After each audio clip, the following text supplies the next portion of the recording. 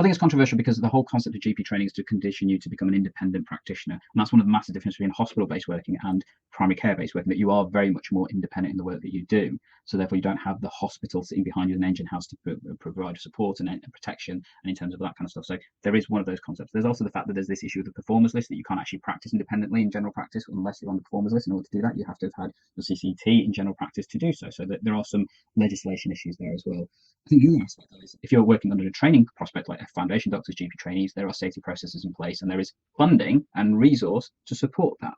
From a SAS doctor perspective, there probably won't be that, because they will see these as independent practitioners, even though they don't have the relevant training to allow that currently. So therefore, what happens when something goes wrong?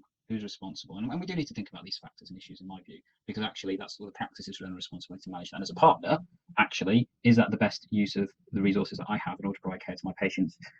It inevitably comes down to the individual, not necessarily down to their training, and actually that's where it becomes more complex.